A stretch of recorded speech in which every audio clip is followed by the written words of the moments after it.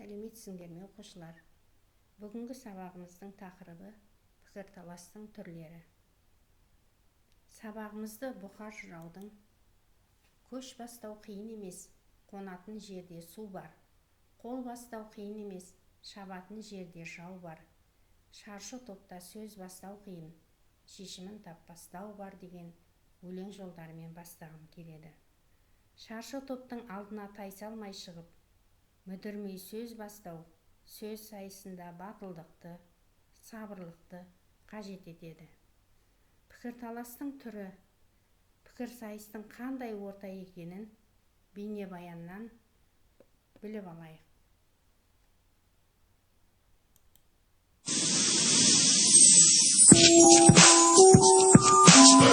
Пікірсайыс бұл саяси сауатты, білімді, көзі ашық, көкірегі ояу жастардың ортасы. Қоғамдық негізгі проблемаларды шешетін дискуссиялық алаң. Тақырыптарды талдау арқылы ол сол мәселенің кейін біздің болашағымызға қалай әсер ететіндігін анықтауға көмектесетін орта деп білемін. Тақырыпты зерттеу арқылы осы тақырыптың аясында өзінің пікірін білдіру. Пікірсайыс дегеніміз бұл жаңа орта, жаңа идеялар және жаңа шабыт. Біздің қоғамымызға бір беделді өзінің үлесін қоса алатын бір орта деп санаймын. Пікірсайыс маған жалпы өз ойымды емін-еркін жеткізуді берді. Бірінші кезекте достық, екінші кезекте үлкен мүмкіндіктер беретін орта деп айтқым келеді. Өз потенциалымды ояту, іске асыру. Осы дүниелерді берді. Алға қарай жетілуді, ұмтылуды, жеңілсең, сүрінсең, алға қарай шыңдалуды. Басқа қатарластарынан басқа бір қырымен өмірге қарауға, өмірге құштарлық кетеді. Пікірсайыс біліктілер мен білімділердің ортасы. Енді пікірталас дегеніміз не? Пікірталас қандай дағдыны дамытады деген сұрақтарға жауап беріп көрейік. Пікірталас түрлі көзқарас, ой пікірді қатар қою, салыстыру арқылы өзінің көзқарасын, ой пікірін дәлелдеу. Пікірталас тұлғаның жан-жақты білімін, мәселені талдай алу қабілетін, өз пікірін ұсынып, оны дәлелдеу, қарсы жақтың идеялары мен фактілерін жоққа шығару, логикалық тұрғыдан дәлелдерді тізбектеу, өзгелерді сендіре білу дағдыларын дамытады. Пікірталас қоғамды дамытады, өркениетке қол жеткізіп, демократияны өрістетеді. Сондықтан қоғамды дамытуға атсалысатын адамдар сөз талас өнерін, пікірталас шеберлігін үйренуді мақсат етеді. Пікірталас түрлерін, мақсатын, олардың ерекшелігін, негізгі талаптарын, сөз талас мәдениетін, оның амал тәсілдерін жетік меңгеру бүгінгі қоғамның басты талабы. Пікірталастың пікір алмасу, ой талқы, пікірсайыс, ой бөліс, сөз талас, айтыс сияқты түрлері бар. Пікір алмасу латын сөзі, беретін мағынасы зерттеу, талқылау, талдау. Пікір алмасу көпшілік арасында өтеді. Мақсаты әртүрлі қозғалыстарды салыстыра зерттей отырып шындық пікірді көрсету, талас шешімінің іздеп табу. Пікір алмасу дұрыстыққа көз жеткізудің ең тиімді тәсілі. Өйткені қатысқандар көзі жеткендіктен бір пікірге өздері келеді. Ой талқы сөзі латын тілінен алынған. Мағынасы ой жүгірту, жарыс сөз, айтыс. Ой талқы ғылыми және қоғамдық мәні бар тақырыптардың төңірегінде көпшілік арасында өтетін сөз жарысы. Мұнда да сөз жарысына қатысқандар белгілі бір пікірге келіп тоқталады. Пікірсайыс. Бұл пікірсайыстың табиғаты өзгешелеу. Оны бұл сөздің шығу төркінінен де айқындауға болады. Пікірсайыс көне гректің сөзі. Мағынасы жаулық, дұшпандық. Әрине бүгінгі мағынасы бірдеңені талқылау мақсатында жиналыстарда, баспасөз беттерінде орын алатын сайыс.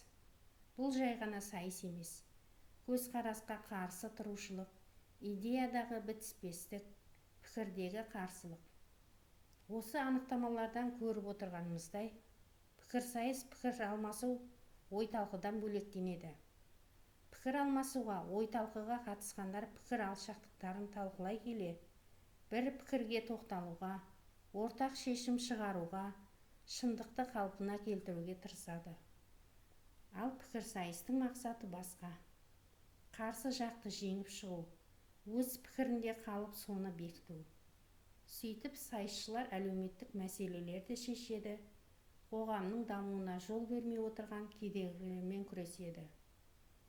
Пікірсайыс бұлтартпас дәлелдерге, ғылыми аргументтерге жүгінеді. Пікірсайыс әсіресе адами құндылықтар мен адам құқығы жөнінде жаңа көзқарастар туындаған кезде қоғамдық пікір қалыптастыру үшін өте қажет. Ой бөліс.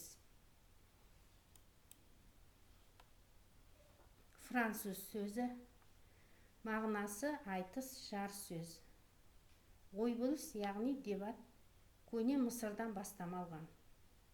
Афинада азаматтар заңдардың артықшылықтары мен кемшіліктері жайлы дауласып, проблемаларды талдап, ой бөліс шеберлігі меңгерген.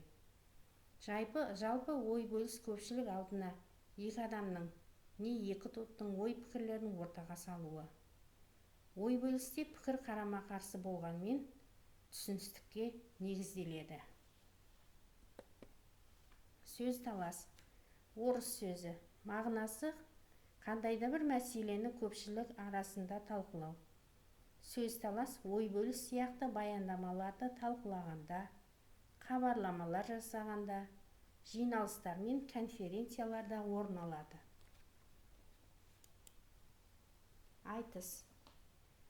Қазақтың сөзі.